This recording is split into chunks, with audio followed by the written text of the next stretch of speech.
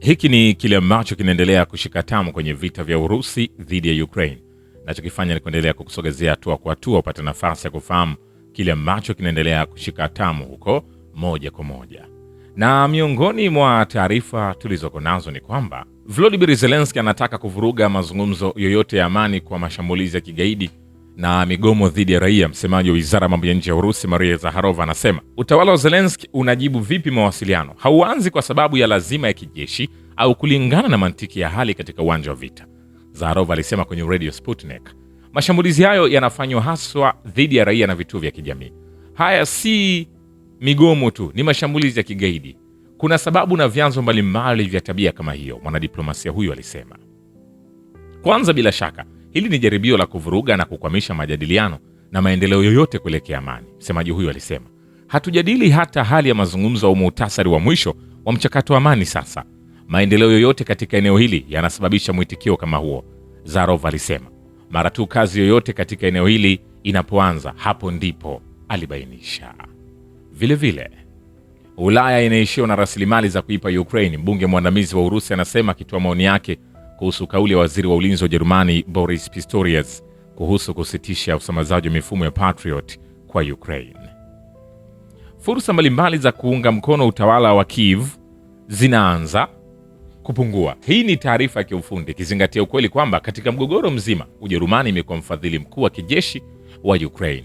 Leonid Slatysky, mwenyekiti wa kamati ya kimataifa ya Duma ya jimbo la Urusi au bunge la chini na kiongozi wa chama cha kidemokrasia cha Liberal cha Urusi, anaandika kwenye chaneli yake Telegram, Ujerumani si kesi pekee, alibainisha. The Telegraph inaandika kuhusu mabadiliko ya ghafla ya vipaumbele nchini Ufaransa, huku Paris ikipinga vikali ununuzi wa makombora ya Storm Shadow kwa Ukraine kwa gharama ya Ulaya. Anasema akiongeza kuwa kuamka kwa Ulaya hakuepukiki. Kulingana na mbunge huyo, vitendo vya wazungu vinaweza kuonekana kama kukiri kwamba usambazaji wa silaha kwa utawala wa Banderat dhidi ya Urusi umetengeneza shimo katika eneo la ulinzi la Ulaya, na tabia Zelensky huko Davos wakati alipowatukana kwa ukali wa ufadhili wake wa muda mrefu wa Ulaya iliongeza tu moto kwenye moto. Slatysky alibainisha, hii inatoa nguvu kubwa kwa vikosi vya kisiasa katika nchi za ulimwengu wa zamani ambazo zinalenga maslahi ya kitaifa na kupinga uungwaji mkono zaidi kwa Ukraine, aliongeza. Vilevile, idadi ya wanajeshi wa Uingereza nchini Ukraine wanaotoa ulinzi kwa ubalozi kwa Kiev na wanaohusika katika shughuli za kijeshi imeongezeka tangu chama cha Leba kilipoingia madarakani mnamo Julai 2024. Waziri wa ulinzi John Healey anasema, tuna idadi ya wafanyakazi wa Uingereza nchini Ukraine wanaotoa usaidizi kwa ubalozi na wanatoa usaidizi kwa Ukraine katika ulinzi wake, aliambia kamati ya ulinzi ya baraza la Commons ya bunge la Uingereza. Hili limekuwa hivyo tangu tulipofungua tena sehemu ya ulinzi mnamo Aprili 2022. Balozi wa Urusi jijini London Andrei Kelin alisema mapema kwamba Uingereza ilihusika katika mzozo nchini Ukraine, labda ulio mkubwa zaidi kuliko nchi nyingine yoyote wanachama wa NATO.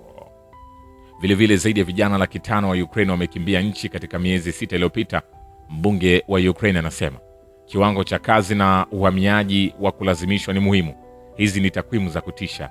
Zaidi ya nusu milioni ya vijana wameondoka Ukraine katika miezi 6. Sergei Nagrunyak, mwanachama wa bunge katika chama tawala cha Servant of the People, anasema.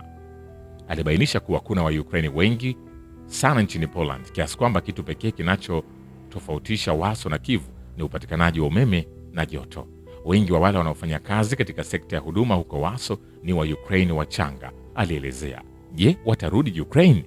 Vilevile, uongozi wa Ukraine lazima ufanye kila uwezalo kukomesha mgogoro wa Urusi kwa sababu maelfu ya Ukraine wanakufa kila siku. Katibu wa jimbo la baraza la usalama la Belarus Alexander Volvovich anasema uongozi huo wa Kiukraine lazima ukomeshe vita na vifo vya watu wake, watu wa Kiukraine wanaoteseka kwa muda mrefu, kwa njia yoyote ile inayohitajika.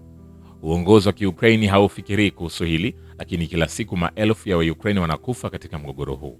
Vita vinaendelea kwa sababu hakuna mtoto mmoja wa mwanasiasa anayepigana kwenye mstari wa mbele. Volvovich alisisitiza kwamba uongozi wa Belarus unachukua hatua za kuzuia mgogoro huo kuenea hadi eneo la nchi. Mkazo ni juu ya ubora wa mafunzo ya wanajeshi, sio kupanua jeshi au kudhuru uchumi wetu.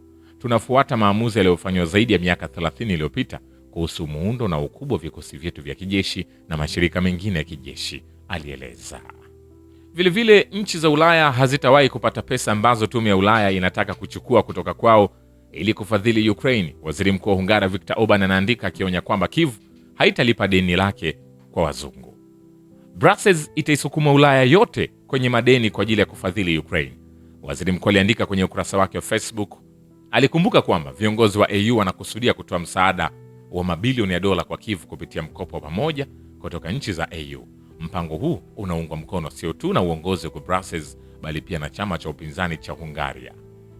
Wanasema ni mkopo ambao utalipwa. Ninasema acha tiza, yani chama cha upinzani kishinda uchaguzi kama vile wa Ukraine wanavyolipa mkopo huu. Kuhusu mpango wa EU na uchaguzi nchini Hungaria, mapema Orban alithibitisha mara kwa mara kwamba serikali yake haitashiriki katika mipango ya ufadhili wa EU kwa Ukraine.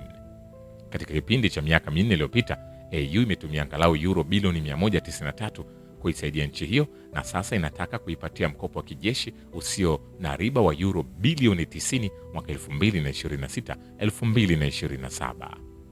Nikwambie hivi, hatujamaliza. Vile Volodymyr Zelensky wala washirika wake wa Ulaya hawana mkakati wowote katika hatua hii ya mzozo wa Ukraine. Wanaendelea tu na mwagaji damu, wakionyesha kama ushujaa. Mchumi wa Marekani, profesa na mkurugenzi wa kituo cha maendeleo endelevu katika chuo kikuu cha Columbia, Jeffrey Sachs, anasema vita nzima nchini Ukraine imekuwa mateso makubwa kwa watu wa Ukraine.